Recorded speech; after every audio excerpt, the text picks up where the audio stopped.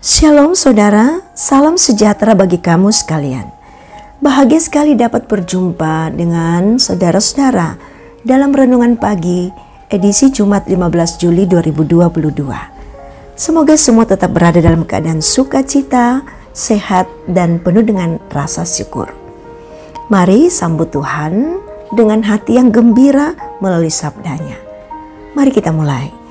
Pertolongan kita hanyalah datangnya dari Tuhan Allah, pencipta langit, bumi, laut, dan segala isinya.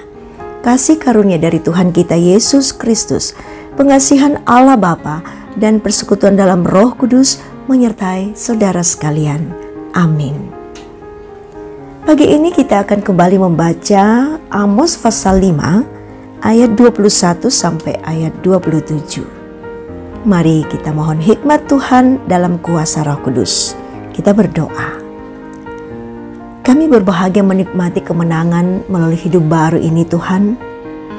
Dan kami akan menyempurnakannya ketika kami mendengar, memahami, dan diberkati oleh sabda kebenaran-Mu.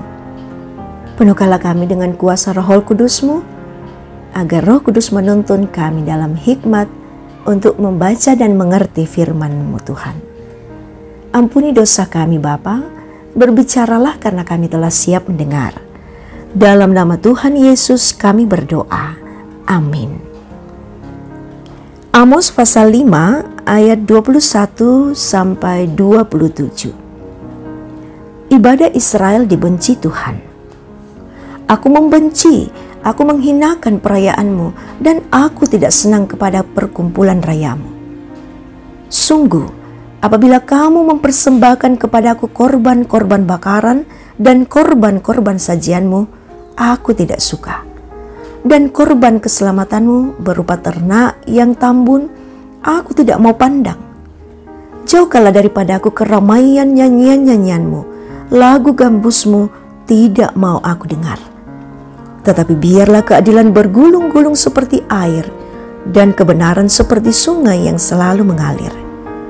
Apakah kamu mempersembahkan kepadaku korban sembelihan dan korban sajian selama 40 tahun di padang gurun itu, hai kaum Israel? Kamu akan mengangkut sakut, rajamu dan kewan, dewa bintangmu, patung-patungmu yang telah kamu buat bagimu itu. Dan aku akan membawa kamu ke dalam pembuangan jauh di seberang Damsyik. Firman Tuhan yang namanya Allah semesta alam. Amin. Tuhan menghendaki ketaatan. Itulah tema kita saat ini. Saudara, banyak di antara kita yang mengenal kesempurnaan ritus-ritus ibadah orang Israel. Tetapi kecaman Nabi Amos dengan lantang malah mengejutkan. Ternyata perayaan liturgis, protokoler, ramai, semarak, dan mengagumkan justru dihina dan dibenci Tuhan bila itu dipertontonkan dalam kemunafikan agamawi. Allah muak melihat ibadah yang keren, tapi para pemimpin ibadah dan pesta kebaktian ternyata melakukan ketidakadilan dan ketidakbenaran.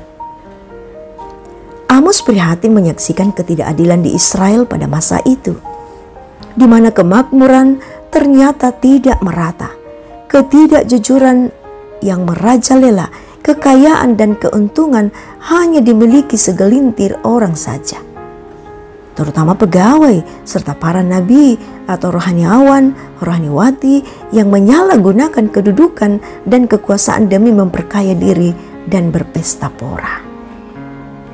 Allah menolak segala praktik agama yang tidak disertai ketaatan kepadanya.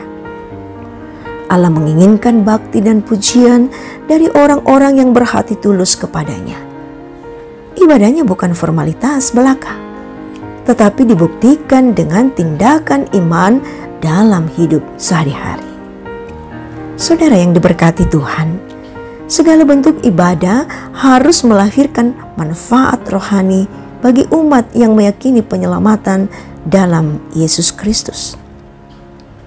Kita mesti sadar bahwa rutin menghadiri ibadah tidak boleh mengganti ketaatan kepada Allah. Ibadah rutin tidak boleh mengganti karya pengorbanan Yesus Kristus. Allah merindukan umatnya senantiasa membaharui motif beribadah agar pada hidup kita makin serupa dengan Kristus dalam keadilan dan kebenaran. Ketidakadilan dan ketidakbenaran tidak dapat disembunyikan. Tuhan menghendaki keadilan bergulung-gulung seperti air dan kebenaran seperti aliran sungai yang melampaui pemeran ibadah. Amin. Mari satu dalam doa syukur. Ya Tuhan, Engkau melihat sukacita kami yang sungguh meliputi jiwa dan raga kami. Karena kami dapat bangun dari tidur kami dan telah diberkati Tuhan melalui sabda kebenaran pagi ini. Bapa Surgawi, kami akan memulai aktivitas kami untuk hari ini. Kami berlindung dalam sayap kasih-Mu, sebab kami meyakini bahwa tiang awan Tuhan melindungi agar kami dapat memuaskan hati-Mu dalam segala tugas, pekerjaan, usaha, pelayanan, dan perjuangan hidup kami masing-masing. Ya Tuhan, kami berdoa kepada-Mu, karuniakan kami kesehatan, dan kiranya Tuhan berkenan atas segala pengharapan-pengharapan kami yang berada di dalam keadaan sakit secara fisik, dan pulihkanlah seluruh batin kami Tuhan. Peliharakanlah orang tua kami yang sudah lanjut usia, dan bahkan perjuangan-perjuangan dalam kehidupan kami ini. Engkau tetap ada di atas semuanya. Berkati tiap rumah tangga kami Tuhan. Berkati kami dalam menghadapi berbagai tantangan-tantangan kehidupan. Kami bersyukur kepada-Mu Bapa untuk semua sukacita yang boleh kami alami. Syukur Engkau memperkenankan anak-anak kami boleh melanjutkan pendidikan pada tingkat yang lebih tinggi.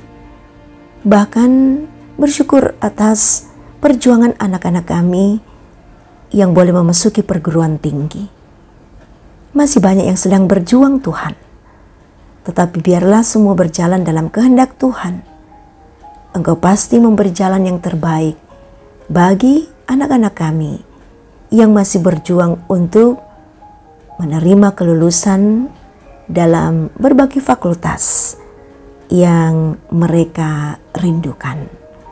Ya Bapa di sorga, kami menyerahkan seluruh kehidupan kami kepada-Mu hari ini. Diberkatilah kami semua. Ampuni segala dosa kami Tuhan. Dalam nama Tuhan Yesus kami bersyukur. Amin. Saudara, terimalah berkat Tuhan. Tuhan memberkati engkau dan melindungi engkau. Tuhan menyinari engkau dengan wajah-Nya dan memberi engkau kasih karunia.